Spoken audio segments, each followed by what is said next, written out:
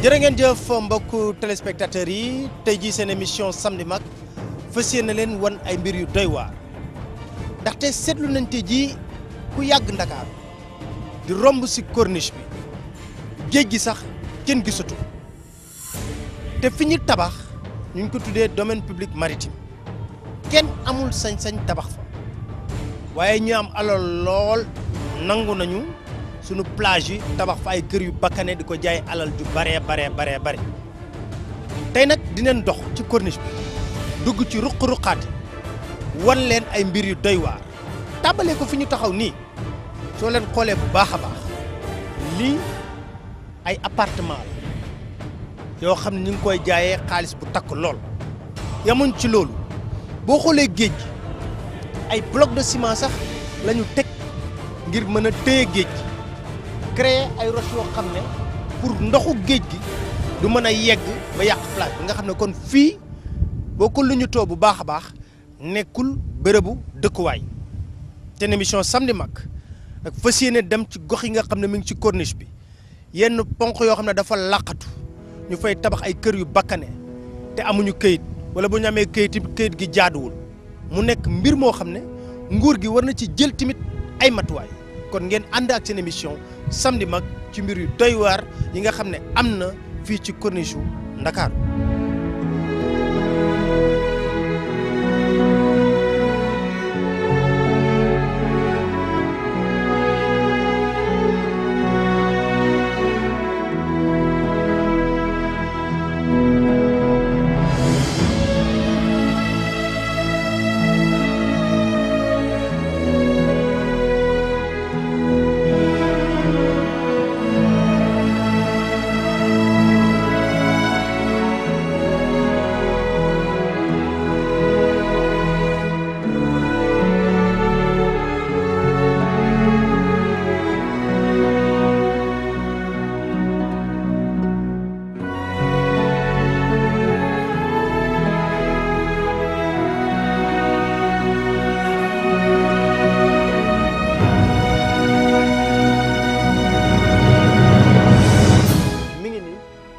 yéen a ko gisal seen bopp ay laaj mën a amit ku joxe lii est-ce que am nañu sañ-sañ tabax fii est-ce que am nañu këyit gu leen may ñu tabax fii loolu yëpp nag nekk ay laaj parce que fii domaine public maritime la nekk kenn mënu ko mim dem nañ ci ba mën ñuy suñu liggéey ñun yombal nañu ko dañu aaye woon na doon jógee fi nga xam ne moo di chantier bi fexe nañ ba lujjutu ba filmeel leen ko wan leen ko kon ñu bàyyi leen ngeen xool chantier yi ndax jaadu na wala jaaduwul mi ngi ci kaw plage bi.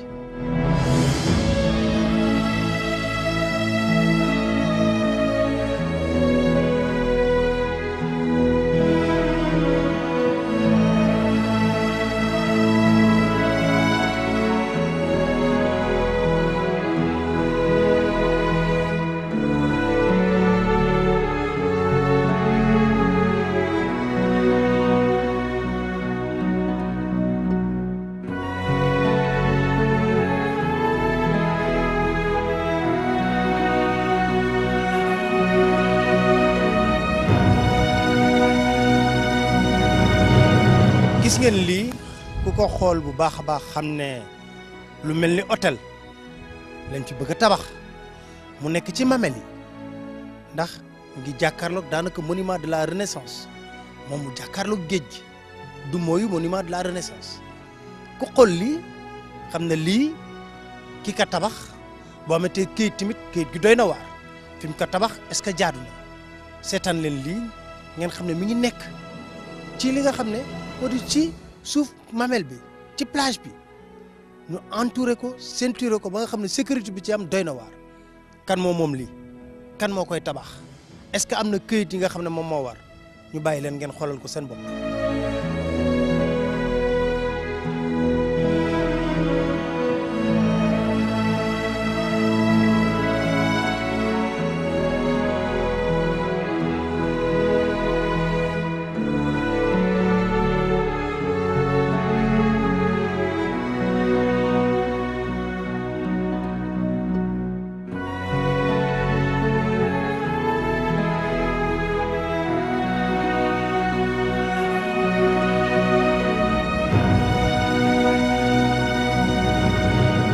ginnaaw Mamel li leen fa wan loo xam ne ci ay champ de tir bu armée sax la nekk ñu ngi fii nga xam ne moo di virage ku ko xamoon démb ak bërki démb xam nga ne lii daaw ko fi gis boo doon romb sa oto da nga fi doon gis plage bi bu baax a baax mu am lieu yoo xam ne féexlukaay la woon waaye tey jii tabax nañ fépp boo leen xoolee kër yii boobu ba boo rombee fekk sa oto sax daanaka dootoo gisati luy géej mu nekk lu doy waar loo xam it bokk na ci yoo xam ne ay mbir yoo xam ne war nañ ko lijjanti ci réew mi ndax nag réew mënut a nekk ku am doole tabax fu la neex def lu la neex lijjanti say këyit ma bàyyi leen ngeen xool kër yi nga xam ne moom la ñu tabax fii nga xam ne mi ngi ci virage bi.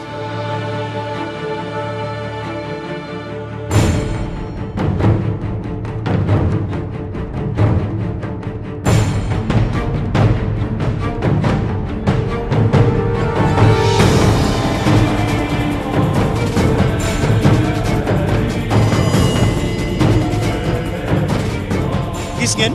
kenn xàmmeetul fi nga xam ne moo di virage ndaxte gis ngeen ne gondolier bi la mu jël ci plage bi yëpp ba sax def fi hôtel gis tamit ne kuñ fi daggal daanaka nga def sa plage privée aaye sax nit ñi ñu mën fa yegg ñun ñii pour ñu def liggéey bi jafe-jafe bu ne amoon nañ ko te nag amul kenn ku ñu may pour ñu yegg sax ci plage bi donte sax ñoom dañoo tabax ci kaw plage bi teg fa seeni gardien ne kenn dootul yegg ci plage bi mu nekk lu doy waar ñu foog it ne plage ñëpp a ko moom mais léegi nekk ne à la mode fii ci Sénégal hôtel yi dañuy am seen plage privée ku tabax sa kër mu nekk ci géej nga def fa yoon woo xam ne yow rek yaa fay mën a accéder mu nekk mbir yoo xam ne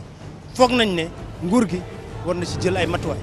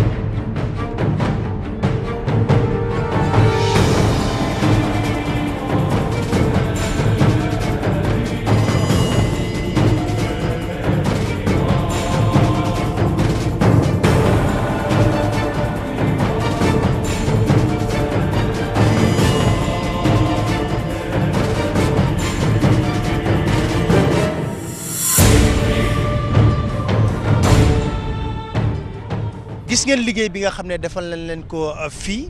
may wax ne yu jéggi dayoo la ñu gis ci wàllu plage bi ci wàllu ay tabax te gis ngeen ko suñu reportage boobule mais moo am ñoo xam ne ñi ngi xeex ci mbir mi bu baax a baax ku ci mel ni Woré Gana Seck yor ONG bi di Green Sénégal gis nañ ko ci taxawaayam ci li nga xam ne moo di sàmm littoral bi laay wax mu jógee fii ci corniche bi di dem ba Ndar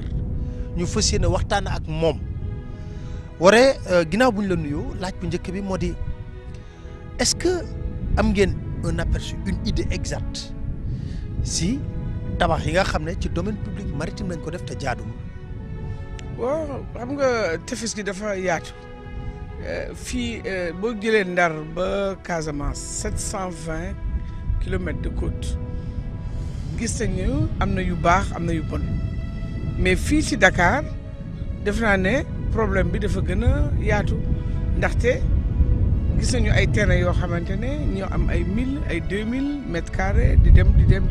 te xamuñu lu tax ñoom ñu am ay 1000 2000 te loo xamante ne domaine public maritime xam na ñëpp ñoo ko bokk loo xamante ne bu dee ay infrastructure yoo xamante ne day tax nit ñi am liggéey wala leneen mën nañ ko comprendre mais ay kër loolu ñu on pense que xaw na c'est pas très juste bu ñu gisee par exemple hôtel boo xam ne day ñëw jël plage boo xam ne xale yi ñoo ci nekk di fa war a fo Gueule Tapée ak Soumbédioune xat na kër yi nekk fan ak xat na donc bu vacances amee xale yi Grand Dakar yëpp fii lañ jëm ci géej gi mais gis nañu ne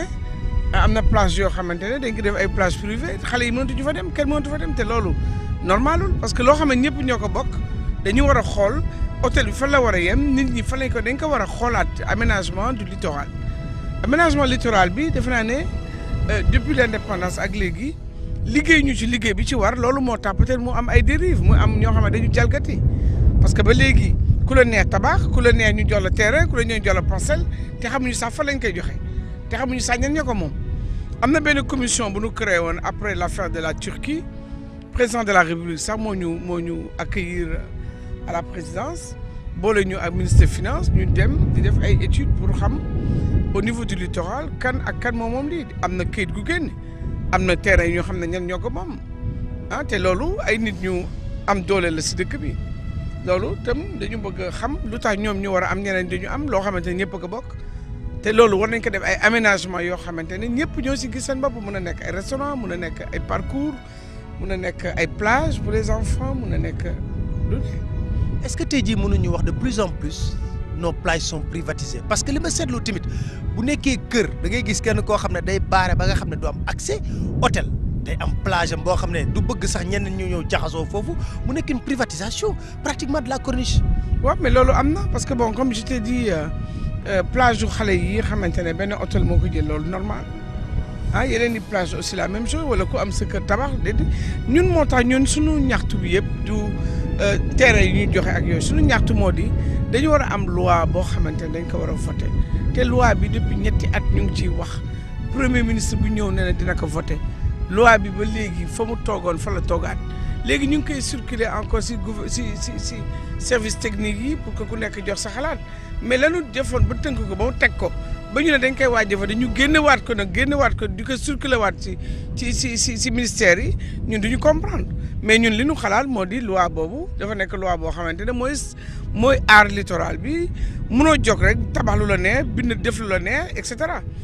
dafa am aménagement bu ñu war a def boo xam ne un aménagement concerté ñëpp ñoo ci waxtaan ñu jubóo ñu ne fii zone de divertissement la fii zone de production la fii zone d'habitation la ñu xam parce que littoral bi am na foo xam ne ay dëkkuwaay la par exemple boo demee Saly dëkkuwaay la c'était un village lébu mais dañu dem ba mu nekk station balnéaire donc Saly dafa nekk mu am ay quai de pêche am ay kër am aussi station ay touristes boo demee yeneen dëkk comme Joal am na ay quai de pêche ñoo fa nekk boo demee suñu dëkk comme Bargny ay dëkkuwaay moo fa nekk boo ñëwee fii Dakar dëkkuwaay la mais dafa am problème waaw. mais est-ce que foog nga ne am na une réelle volonté de lutter contre ça parce que ñi ñu seetlu mooy ñi nekk fii ci kër yi koo ci laal kilifa la ci réew mi wala ko am alal wala ko am doole. waaw loolu mooy problème bi parce que ñi am doole ñoo fa nekk te ñi am doole bon dañu mel ni ñoom moom lépp. parce que loo xamante ne da nga ko bokkante ak nit ñi loo xamante ne depuis suñu constitution dañ ne littoral bi jusqu'à hauteur c'est kenn war a fa tabax wala bu fekkee domaine maritime ngay tabax da ngay tabax loo xamante ne bu ñu ko soxlaa dañ ko fiy jëlee mu nekk ay construction sommaire mais ñun dañu seetlu ne construction sommaire boo gisee kuy tabax 3 étages sur la corniche wala jël corniche bi miiré ko en face de l'ENEA là dañ ko miiré tali bi loolu boo ko gisee dafay mel ni da ngay att quand le premier jour qu'on a fait ce mur man jaar naa fa sama mag foofu la dëkk si koñ bi mais dafa ma ni j'ai tout fait quoi xam nga ñëw di gis mën a gis géej à l'horizon ñëw romb ba gis ñu miiré ko mais pourquoi un mur qui fait 300 mètres de long voilà. mais loi bi lan la ci kii président waxoon loi bi ngeen bëggoon voté. loi bi dañ ne dañ koy voté. loi bi dañ ne woon dañ koy voté mais loi bi kenn voté ko ba léegi. loi bi dañu ne am na yoo xamante ne bu ñu ko jalgatee da ngay fay loo xam ne boo ko defee nii lay waree noo ko xam ne boo defee nii lay demee ah mais loi boobu itam dañu xalaat ne dañu am benn office du littoral office national du littoral mooy office boo xamante ne bureau boo xamante ne mooy saytu affaire littoral bi ku si am sanction ñu boole la ak ñi war a kase loolu ñi boo defee lu dul noonu ñu jox ko ministre de l'intérieur wala jox ko le service de la police à côté wala la gendarmerie pour te demander d'arrêter des ko sa ngi fii mais yeneen i service de répression ñu ngi fii mais bu fekkente ne ku la neex nga tabax yow dañ la jox këyit ñu signal la ko nga am bàyyi wala nga am lii nga wane sa këyit ne lii bàyyi la te fekk fañ koy joxe moo réglementaire moo amul. est-ce que soxla woon loi parce que am na benn domaine public maritime kenn waru fa tabax mais est-ce que soxla na sax loi boobu encore une fois pour moi l'état moo faillir foofu. non domaine public maritime mën nañ fa tabax mais dañ fay tabax bu sommaire boo xamante ne bu ko soxlaa mën kaa toj dina fi mais boo jëlee domaine maritime def fa ay 3 étages yoo xam ne kan sant la ko loolu day dund leneen waaw mais mën nañ tabax par exemple fii pêcheurs yi nekk ni domaine public maritime la mais gis nga les pêcheurs ils ont fait quelque chose d'assez sommaire mais ñoom un lieu de travail la un lieu boo xamante ne ñu bari ñoo ko bokk du benn pêcheur c'est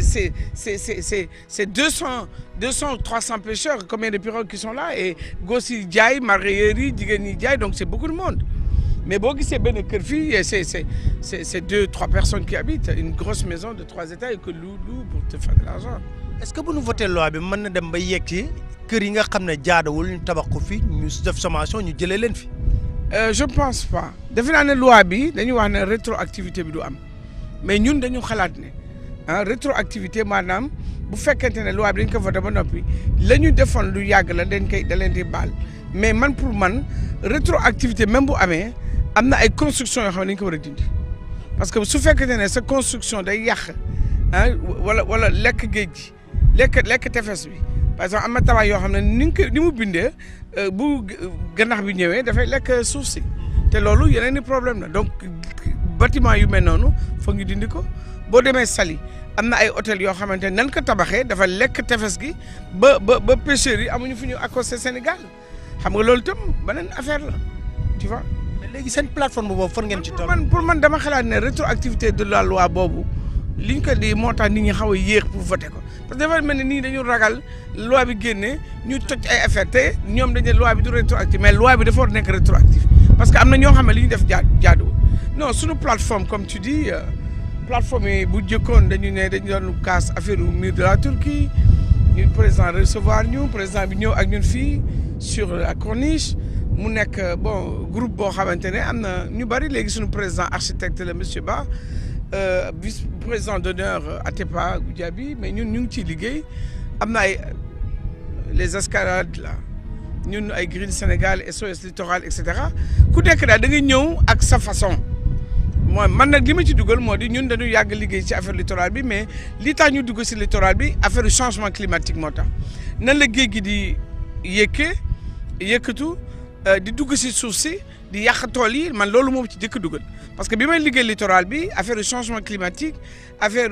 salinisation des terres nan la suuf si di gën a parce que ñun ay béykat lañu nan la suuf si di gën a amee xorom nan la ñuy def ba béy ceeb nan la ñuy def ba def ay digue ba jigéen ñi mën faa béy digue yoo xamante ne day wàññi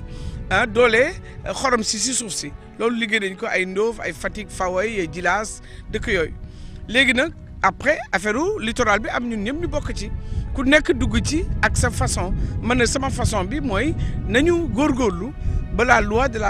du littoral ñu voté ko man loolu moo tax ma dugg ci plateforme bi. alors ban mooy sa message fort booy lancé à l'intention du gouvernement pour la protection vraiment du littoral. non man dama xalaat ne su fekkente ne ñun dëkk bi ñoo ko moom ñun ñooy defar ay loi ñun ñooy xalaat yi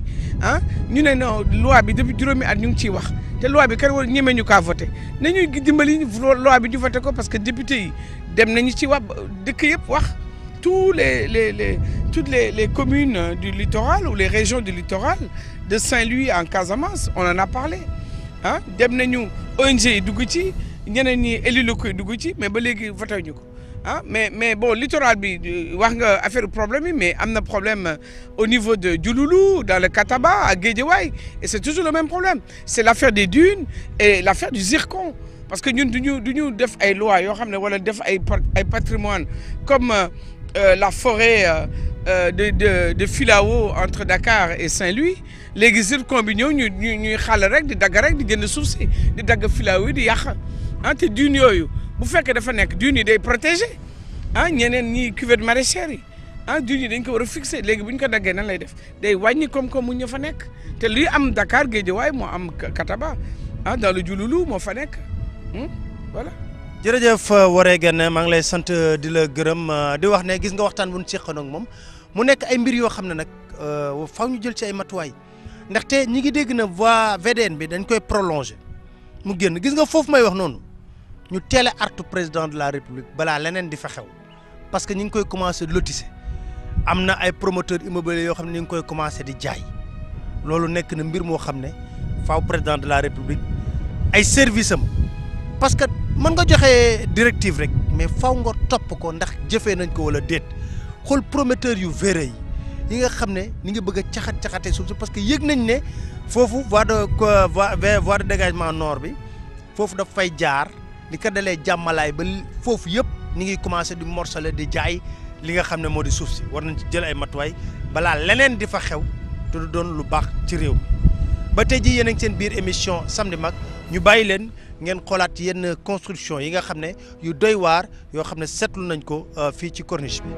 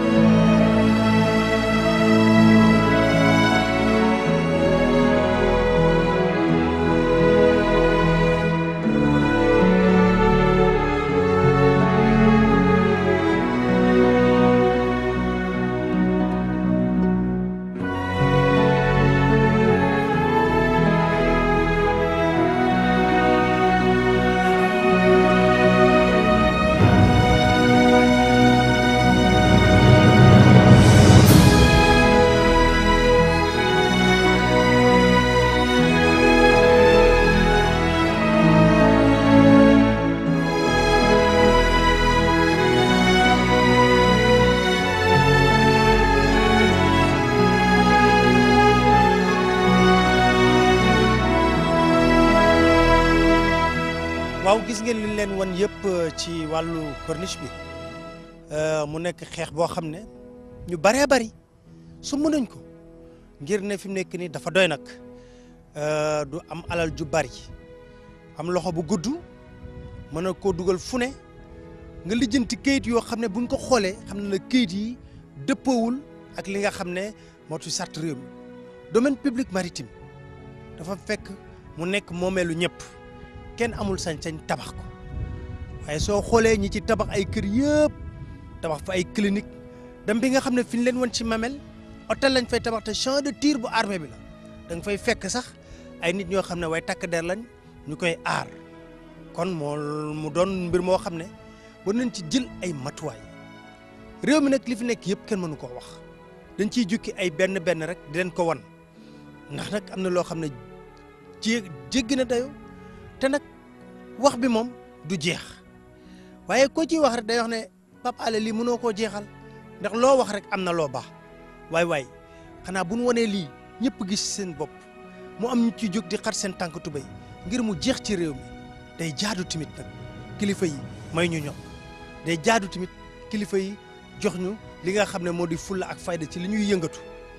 lii xew ci côté bi avancée de la mer bi érosion côtière bi sax buñ ko toppee ba topp at dina ñëw loolu yëpp ñu tabax ci wetu géej gi day daanu loolu soo xoolee dañuy xar di sëkk foo xam ne pour mën fa tabax xam nga loolu fii kenn loolu kenn war fa tabax loo dem bay randal géej gi di fa sëkk ngir mën fa tabax xam nga loolu amul benn sécurité buñ ci mën a wax mais lépp nag nguur gee toog di seetaan ànd ceeg ñoom bayal bi bëri ñi nga xam ne ñoo am doole di ko def mu mel ni réew mi tegul ci kaw ay sart mu nekk mbir moo xam ne nag tey seen émission Samedi Mag